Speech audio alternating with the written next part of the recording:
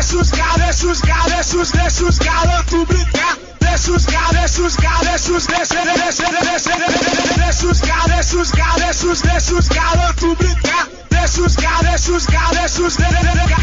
Alô, meus amigos, beleza? Sejam bem-vindos a mais um episódio aqui no podcast Box to Box. É um prazer enorme, um prazer imenso ter você aqui conosco.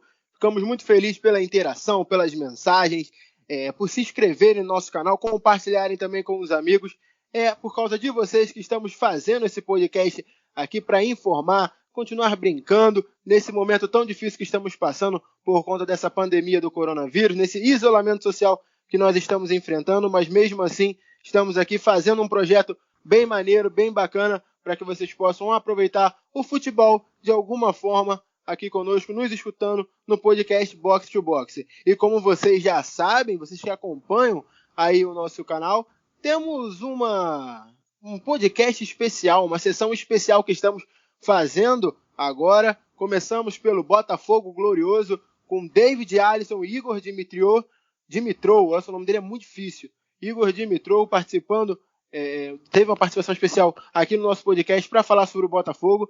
Já está lá nos canais, e aqui nos canais no caso, né? E agora vamos para a segunda parte. Não é coincidência não, tá? Agora que eu percebi isso, o segundo, claro, não poderíamos falar diferente do Vasco da Gama, o gigante da colina, o clube histórico que tem a sua colina histórica. Hoje não pode ser diferente. Estamos falando sobre os 4 grandes, então o Vasco não poderia ficar de fora dessa. E para participar comigo desse podcast, desse programa bastante especial, que sobre o Vasco teve um ano passado bastante conturbado, esse ano também mais conturbado ainda, já virou rotina aí na vida dos vascaínos. Eu vou convidar ele, como eu costumo chamar, o nosso rei do Naruto, Ian Victor. Seja bem-vindo, irmão. Fala, rapaziada, como o João Marcelo já falou, sou o rei do Naruto também, e hoje é uma honra estar aqui com vocês novamente. Hoje a gente, como ele já salientou, a gente vai falar um pouquinho sobre o Vasco, sobre a trajetória dos Gigantes da Colina nesse 2020, que começou um pouco, digamos que novamente, cheio de incertezas e dúvidas. E vamos lá, hoje temos também um convidado, um grande amigo, o João Marcelo vai adiantar aqui, e é isso aí. Vamos falar sobre Vasco e vamos que vamos. O Ian já deu uma adiantada, então como foi no Botafogo, e vai ser assim com os 4 clubes aqui do Rio de Janeiro, temos uma participação especial. E a participação de hoje é um nosso amigo em comum, meu e do Ian, o Gabriel Tuccini, vascaíno, torcedor, estudante de jornalismo também da UFRJ. Então, não poderia ser diferente, um grande amigo, um cara que sabe muito e que sofre muito também com esse Vasco. Já gostaria de chamar ele. Alô, Tuccini, beleza? Fala, JM, tudo bem? Realmente sofrendo com o Vasco, mas a gente torce para ser diferente aí. Tivemos uma parada com a pandemia, Abel Braga saiu, estava dando um pouco de dor de cabeça para os vascaínos em geral. Agora um novo recomeço, né? Ramon como técnico, vamos ver como o Vasco vai se sair aí ao longo das competições. Vamos discutir bastante aqui sobre esse tema.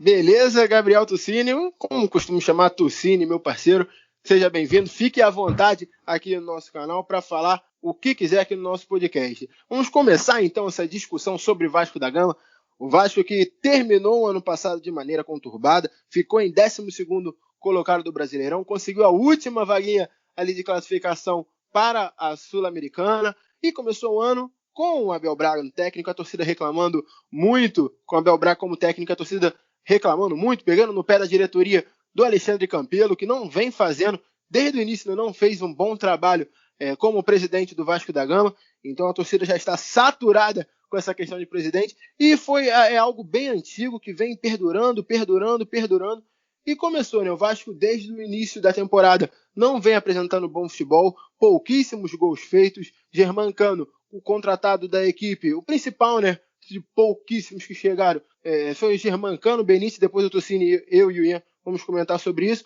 Germancano vem fazendo os gols da equipe, o único que parece que faz gol, Germancano e o Erley, por incrível que pareça, e o time não vem apresentando esse bom futebol, vem passando das fases da Copa do Brasil, passou da Sul-Americana com gols únicos, então vem sendo um ano bastante complicado, não passou na primeira fase do Carioca, não conseguiu se classificar, ficou de fora ali. Abel Braga, como o Tuccini já adiantou, caiu no último jogo contra o Fluminense na derrota.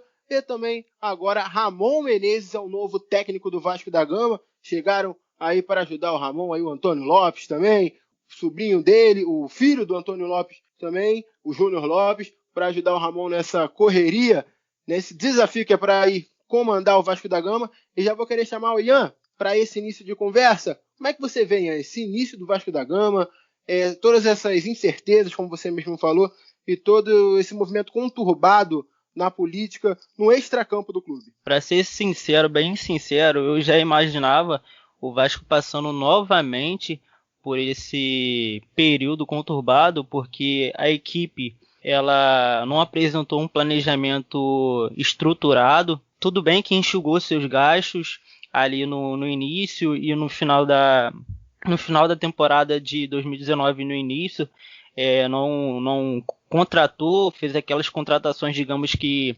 malucas, que o torcedor realmente não entendia. Mas mesmo assim, apesar de ter feito isso, não ter cometido essas loucuras na parte da contratação, o time manteve a sua base. Mas é aquilo, a filosofia de jogo de Abel Braga influenciou diretamente no Vasco, no começo dele. O Vasco teve um início sem identidade com o seu futebol. O torcedor do Vasco via uma partida e na próxima ele tinha a sensação de estar vendo a mesma partida, porque o time dentro de campo errava fundamentos básicos, não tinha aquela filosofia de jogo.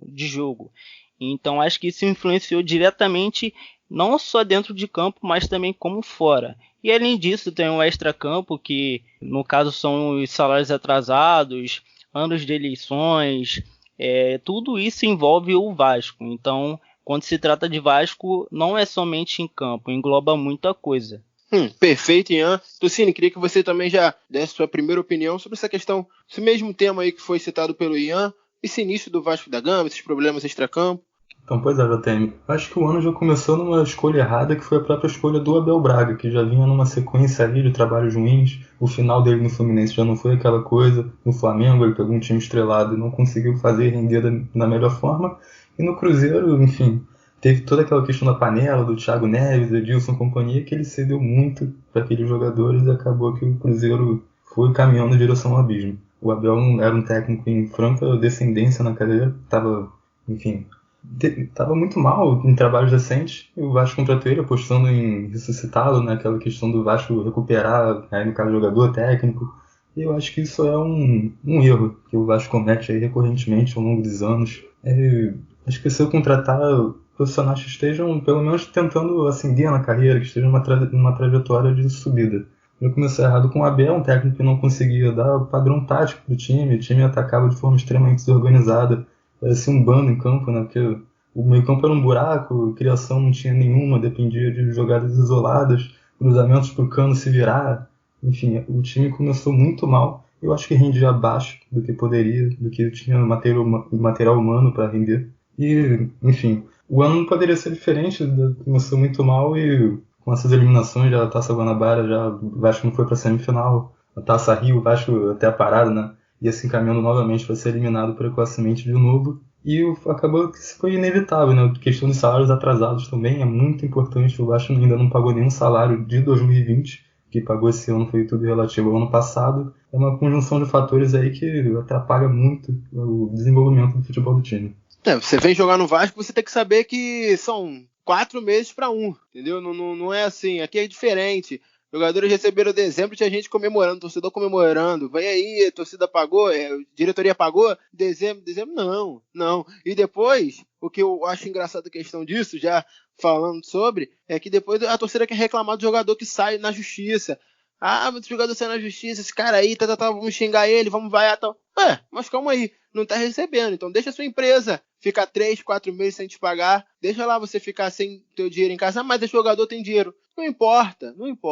Quando você contrata alguém, você precisa pagar. Isso não é só um problema do Vasco, isso não é só um problema dos clubes cariocas, vem perdurando, mas que como moramos aqui no Rio de Janeiro, estamos mais próximos disso, acompanhando. É bastante complicado isso. João, queria que você... Pode falar. Não, só para completar aqui o que o Tucini comentou, falta de planejamento, no caso, em contratar o Abel, é que muito se especulava a contratação do Abel ter sido feita por conta dele ser amigo bem próximo do presidente do Vasco, então o Alexandre Campelo. Então são essas situações que dá a entender esse amadorismo dentro do clube. Então o torcedor tenta entender o porquê de uma contratação que, no caso no Vasco, teria que ser pontual para a temporada, ser feita de uma maneira tão amadora como foi feita. Você é meu amigo, chega aí, quer comandar um clube não, tá? Eu só comandar um clube tranquilinho, botar 11 jogadores ali, depois trocar 3 durante os 90 minutos de jogo, tranquilinho. Não é assim que a banda toca, né? Ainda mais se tratando de Vasco da Gama, de um clube gigante, que com milhões de torcedores, a torcida demonstrando aí muitas das vezes, como não, na maioria, né? Como não abandona o clube, como é o principal patrimônio histórico do clube. Essas são questões bastante complicadas da diretoria da Alexandre Campelo. E já que você citou, Ian, não tem como você falar de Vasco hoje sem querer falar dos problemas na diretoria do clube, no comando. O Alexandre Campelo, que foi eleito daquela forma, aquele golpe que podemos dizer, fechou com um, depois correu para o outro, parece que já tinha sido tudo armado há muito tempo, foi coisa de filme, aquilo ali foi coisa de filme. Se pegar e fazer um filme, meu Deus do céu, vai ter muita história para contar. E desde que assumiu, quando o cara assume dessa maneira, não tem jeito de dar certo, né? A torcida vem pegando no pé, ele não vem fazendo um bom trabalho, e ultimamente, como o Tucini mesmo já falou, são 4 meses de salário. Então, Tucini, já vou te chamar novamente para falar sobre essa questão de política. Hoje não, esse ano é um ano de eleição do clube. Sabemos que tem o Levinciano aí, uma bravata danada, falando pra caramba também, mas não sabemos como é que vai ser. Tem a questão do Júlio Brandt, o Euriquinho, a princípio não vai se candidatar, mas nunca se sabe, não pode esperar dessa família. Como é que você acha que vai ser esse ano aí? Você acha que pode ter alguma mudança? Campelo vai continuar? Levinciano vai assumir? Como é que você vê essa política do Vasco? Opa, JM, então, eu acho que o Campelo ser eleito pelos sócios, eu acredito que seja muito difícil. Por toda essa questão aí do histórico que você já falou, do golpe, né, na eleição de 2018. Vai ter golpe? Só se for por golpe mesmo. Porque ele é um presidente com alta rejeição, né, para essa questão dos salários, as campanhas abaixo da crítica no Brasileirão e outras competições, e junto que o Campelo não tem muito futuro nessas eleições. Agora, o torcedor tem que prestar atenção aos discursos fáceis a vendedores de ilusões, como já vimos anteriormente. O próprio Eurico era um especialista nisso. Candidato com bordões feitos, com promessas que dependem de condições que são muito mirabolantes. Tudo dá extremamente certo. A gente está no momento que o mercado publicitário, por exemplo, está numa grande retração. Ninguém está investindo muito em patrocínio, em naming rights, essas coisas. E tem candidato prometendo essas coisas como se fosse algo muito fácil. Eu vejo o Levinciano fazer muito isso. Depender de, vamos reformar São Januário e vamos vender naming rights, você vai bancar tudo. Esquecendo que, por exemplo, o Corinthians está tentando vender naming rights da Arena Corinthians há vários anos. Eles são de parceiros, como se, por exemplo, um empresário fosse despejar dinheiro no Vasco assim, sem nenhuma contrapartida, sem, por exemplo, sem alguma vantagem muito grande, baixo nessa bagunça política ainda por cima. E é muito difícil, assim, são discursos que cativam o torcedor, mas a gente tem que às vezes pensar se isso é realizável. E o torcedor tem que tomar muito cuidado quanto a essas coisas. Ian, o Levin falou que iria injetar 1 bilhão e 200 milhões aí no Vasco. Você acredita? Aproveita e fala pra ele botar uma parcelazinha desse dinheiro na minha conta, porque eu tô precisando. Cara, não dá. Assim Auxílio emergencial do Levin. Assim como o Tucini já adiantou, ele tá cativando o torcedor, né? Porque todo mundo sabe que o Vasco, nesse século, o Vasco sofreu bastante. Tanto financeiramente, socialmente, tudo. Então o torcedor, ele é carente de muita coisa. Então esses políticos, digamos assim, eles se aproveitam bastante disso e vêm com essas frases de efeitos ou até mesmo com essas jogadas para cativar o torcedor. E que eu acho bastante errado o cara chegar, falar que vai injetar essa quantia de dinheiro, sendo que se você pegar referência, no caso, o Flamengo, você vê que não é assim. Você pegar uma empresa grande, que empresa grande vai chegar e investir esse montante de dinheiro num clube que não tem perspectiva nenhuma. Nem o Flamengo, digamos que tem esse poder todo. Então, é uma coisa que é lamentável, né? Essa atitude, mas que, de certa forma, vamos ver se vai funcionar, se vai cativar o torcedor lá no fundo, né? Eu acho que não, mano. Não, eu também acredito que não, e a maneira como os torcedores do Vasco são carentes é algo que me impressiona muito.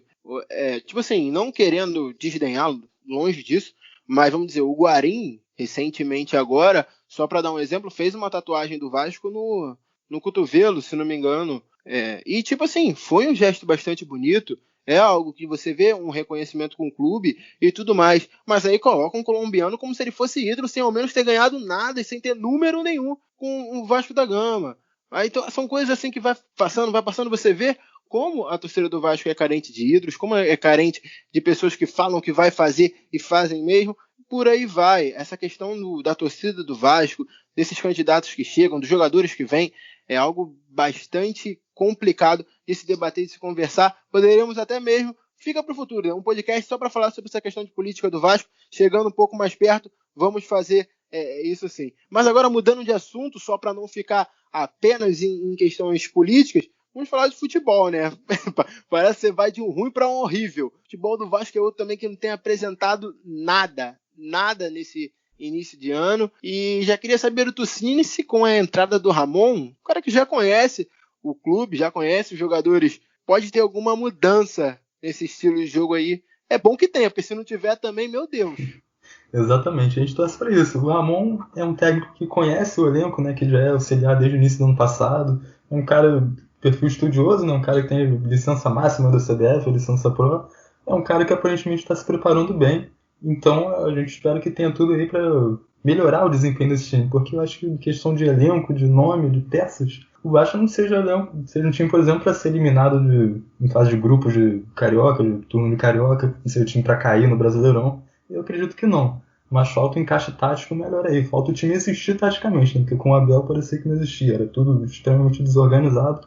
E aí, se botar um mínimo de organização aí, a coisa consegue fluir bem. O Ramon falou já, inclusive, de usar a base, algo muito importante, que o Vasco, com essa pindaíba aí, o Vasco devendo para todo mundo, o Vasco não tem dinheiro para contratar, então tem que usar bastante a base, enfim. São caminhos que parecem positivos aí pro Vasco na sequência da temporada. Eu acho que o Ramon vai conseguir, ao menos, melhorar esse time aí, não sei se deixar no melhor nível possível, mas a coisa vai ficar melhor, acredito que sim. Só para aproveitar esse gancho novamente do Tucini, na minha opinião também o Ramon vem com uma proposta nova, uma proposta boa, de renovação, de futebol, elenco, como você falou também, o Vasco não tem um material humano daqueles, um elenco muito técnico, mas creio eu, que um pouco mais de organização na casa, mais tática, mais técnica. Eu acho que dá sim para tirar leite de pedra, assim como o Luxemburgo, quando ele chegou, ele teve uma missão muito dura, mas o trabalho dele, apesar de ter sido curto, foi um trabalho muito bom, rendeu, digamos que bons frutos, no caso, para aquela ocasião, para aquela situação. Ele tirou o Vasco da lanterna e bateu de frente até com os melhores times do campeonato, mas enfim, isso não vem ao caso. Mas no caso do Ramon, eu acho que sim, o Vasco precisava dessa renovação. A expectativa é que seja melhor que o Abel Braga, mas vamos ver aí como é que o Vasco vai seguir com esses desdobramentos aí ao longo da temporada. Também tem um lado muito importante que é o fato do Ramon ser um técnico um pouco mais barato, né? O Luxemburgo é um técnico mais renomado, né? O Vasco gastou uma grana aí, se falava em 500 mil na época, não sabíamos exatamente qual era o valor, mas o Ramon, eu acho até que é possível que não tenha recebido nem um aumento ao ser promovido, talvez um aumento muito pequeno, e o Vasco na situação financeira que está, já falando, devendo todo mundo, mais de 700 milhões de dívida, saiu o balanço aí, déficit de 5 milhões de reais, em hora, toda hora. É importante economizar o que possível. Acho que mais um lado positivo aí da efetivação do Ramon é o salário mais baixo dele. Eu particularmente... Pode falar. Não, é só para complementar aqui a questão do custo-benefício, né? O Vasco contratou de acordo com a sua condição financeira. que o Abel, se eu não me engano, se eu estiver errado, vocês me corrijam, ele ganhava cerca de R$500 mil no Vasco. Então, era uma quantia de dinheiro bem alta para o Abel. É questão do valor de custo-benefício mesmo. Eu acho que o Vasco acertou nessa contratação. Com certeza. O Abel, se não me engano, é 500, 400 mil. Por aí mesmo, nessa casa aí mesmo. Hein? E eu também, particularmente, gostei muito da contratação, da efetivação assim, do Ramon como técnico. Um cara que jogou muita bola, meio campo que entende muito ali e que tem muita coisa, espero eu, né? Que tem muita coisa a dar pro Vasco da Gama. E agora falando sobre essa questão ainda de comissão técnica e de elenco do Vasco da Gama, uma pergunta minha para o Thiago Kozlowski, outro auxiliar técnico do Ramon, que chegou para o Vasco esse ano depois da demissão do Abel, foi sobre a questão do Vasco ter muitos jogadores jovens. Você pega hoje, a maioria do time do Vasco é formada pelos garotos da base. E isso se não atrapalharia. E algo que me chamou bastante atenção, queria que você já comentasse, Ian, sobre uma coisa que ele falou sobre os jovens, aonde ele vê dificuldade, aonde as pessoas veem dificuldade é uma oportunidade. O Vasco vem passando por momentos difíceis, mas esses garotos estão tendo oportunidade. Pegar o exemplo hoje do Flamengo, você não vê muitos garotos tendo oportunidade, até porque eles têm um plantel muito grande, têm um plantel muito bom, e jogadores, assim, tanto titulares como reservas, renomados. E hoje no Vasco é diferente. Então os jogadores vão ter oportunidade e é o momento deles aparecerem. João, eu já conversei até isso algumas vezes com você, em algumas discussões sobre o Vasco. Eu compartilho da mesma, sigo seguindo na mesma. Eu acho que o Vasco deve sim investir nas suas joias da base, nos garotos, até porque tem muito garoto bom, com potencial, é muito bom dar oportunidade para esses garotos, mas eu acho que o Vasco não deve jogar toda a responsabilidade que vem jogando nesses garotos, porque já ficou claro que em alguns momentos que as coisas vão afunilando, os garotos acabam cedendo nesses momentos cruciais do Vasco. Então, eu acho que isso não deve acontecer. O Vasco recentemente revelou o Thales, o Marrone, o Paulinho em 2017. Tem o Evander também que saiu lá, que foi lá para a Dinamarca. Então, eu acho que o Vasco não deve investir sim nesses garotos, nessas joias, mas não deve jogar toda a responsabilidade. Com relação ao Flamengo, o Flamengo é bem diferente do Vasco. O Flamengo ele não tem a opção de jogar essa responsabilidade para esses garotos, até porque o Flamengo tem um plantel. O Vasco não. O Vasco faz isso por conta de uma emergência mesmo, de uma fórmula de escape. Não tem como utiliza a base.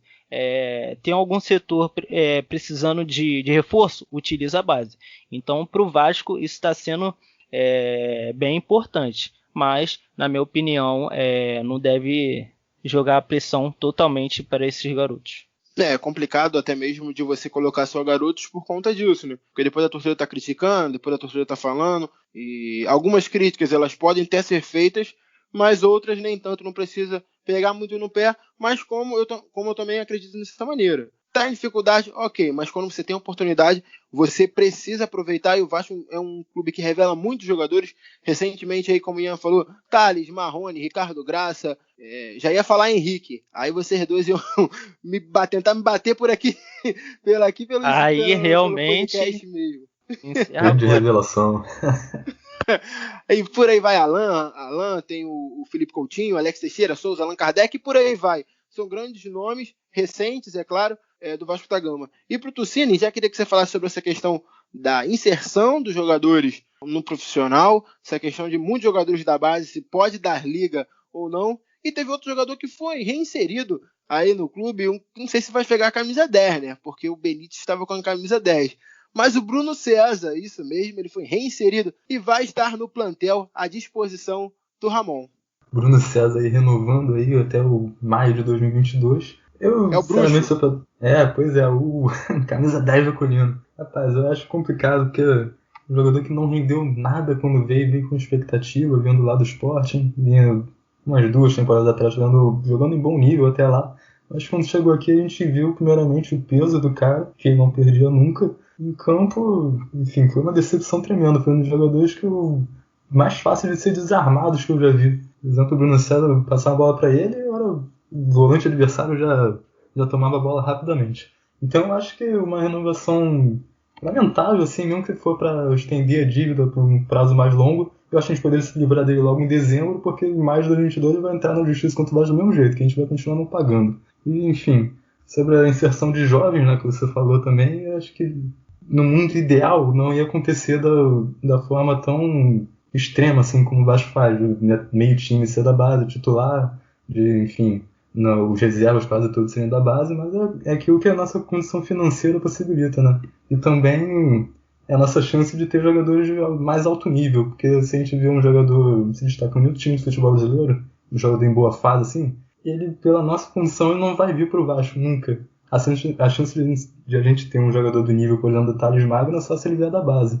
Então, por esse lado é importante, o Vasco tem uma boa categoria de base, revela bastante, e a gente tem que aproveitar disso, né? A arma que a gente tem.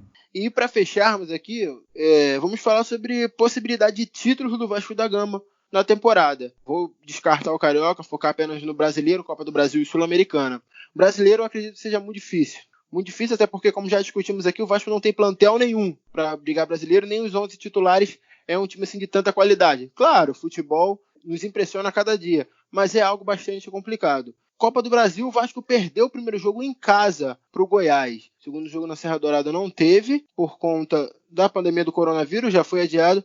E na Sul-Americana passou do Oriente Petroleiro, então está classificado a primeira fase. Queria saber já de vocês, alguma possibilidade do Vasco ganhar algum título esse ano em algum desses 3 campeonatos, mesmo sabendo que é muito complicado? Meu amigo, só por um golpe da natureza, assim, Campelo rezando muito, e, enfim, Pai Santana ressuscitando, porque eu acho muito difícil. Na Copa do Brasil... Só falando rapidamente aqui uma analogia, Ian, só se tiver uma reencarnação impura aqui, não sei se o Tocílio conhece Naruto. Exatamente. Caraca, aí que isso, aí, analogia. Santana Edo Tensei. Pode continuar, Tocílio. Pois é, a Copa do Brasil já estamos numa situação muito difícil, como você falou. E, enfim, mesmo se a gente avançar, passar pelo Goiás, a competição só vai ficando mais difícil para 500 times que estão na Libertadores, enfim. É uma competição de nível muito difícil, muito mais difícil do que quando a gente ganhou lá em 2011. E a Sul-Americana a gente vai depender bastante do sorteio. E outra competição que vai ter times fortes do continente, já tem no momento, já que a gente pode ser sorteado para enfrentar na segunda fase, fora o time que vem da Libertadores. O brasileiro nem se fala, então, infelizmente aí pro torcedor vascaíno, para mim também, eu não vejo o Vasco conquistando nenhum título esse ano, talvez nem ano que vem, e sabe-se lá quando. Vai precisar de muito planejamento para o Vasco voltar a disputar títulos. Olha, eu aproveitando para a gente finalizar aqui, eu acho, na minha opinião, que só ganha título quem faz planejamento. Então o Vasco não faz nenhum planejamento, obviamente que não vai ganhar nenhum título. Por mais que seja um carioca, eu acho que nem um carioca, assim como o João falou, o Vasco não tem chances. Com relação à Copa do Brasil e a Sul-Americana, que a Sul-Americana é uma competição internacional, é óbvio também que é um nível abaixo da Libertadores, mas mesmo assim é uma competição difícil e que tem times de alto nível também. Eu acho essa competição bem provável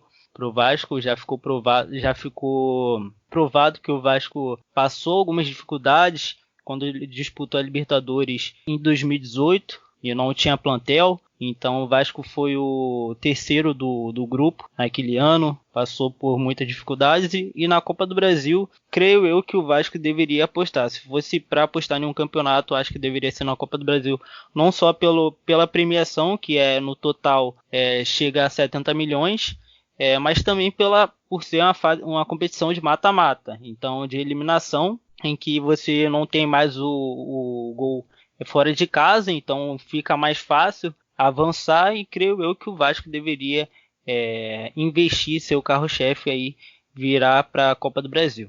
Verdade, né? Esse carro-chefe do Vasco tá capenga. Tá bom, né? Vamos ver como é que vai ser o restante do ano aí do Vasco da Gama, torcendo logo para essa pandemia ir embora para voltar ao futebol aqui no Brasil e em todo o restante do mundo. Então é isso, galera. Esse foi o nosso podcast aqui falando sobre o Vasco da Gama, o gigante da colina. E desde já, Gostaria de agradecer primeiramente ao Gabriel Tuccini, nosso convidado especial, Ian também, Victor, o Ian Victor, que está me acompanhando nessa edição aqui do Vasco da Gama, e já queria chamar o nosso integrante de mesa fixo aqui, que é o Ian, para dar o seu destaque final desse podcast. O meu destaque final aqui vai pro Vascão da Gama. Eu posso ser imparcial ou ter que ser parcial, não sei, cara, você que manda, mas eu vou tentar, Fica à vontade, meu amigo. Não, então tá.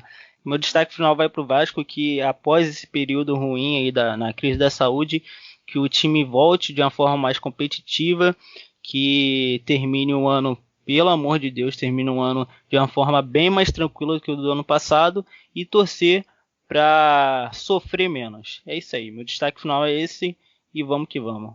Valeu, Ian, muito obrigado pela participação aqui mais uma vez conosco e também para fechar, mais uma vez gostaria de agradecer do coração mesmo ao meu amigo Gabriel Tuccini por ter participado e queria que você deixasse o seu destaque final. Opa, valeu JM, obrigado Ian também, todo mundo que está ouvindo, foi um prazer gravar esse podcast aí com vocês.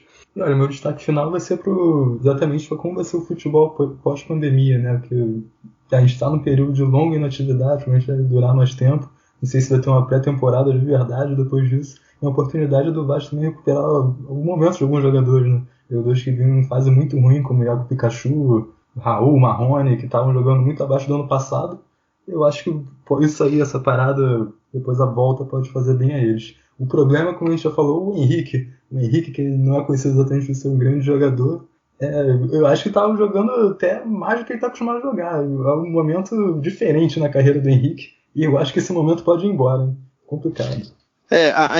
Ainda bem que acabou o podcast para não ter que ficar aturando você falando do Henrique, porque senão já ia te dar um jeito de cortar o seu áudio, sua internet, tudo possível. Muito obrigado mais uma vez, Tuccini, foi uma honra ter você aqui, espero que volte mais vezes também. E Ian, fica aí, forte abraço para você, forte abraço meu amigo antenado aqui no podcast Box to Box. É isso aí, galera, forte abraço, fiquem com Deus, fui!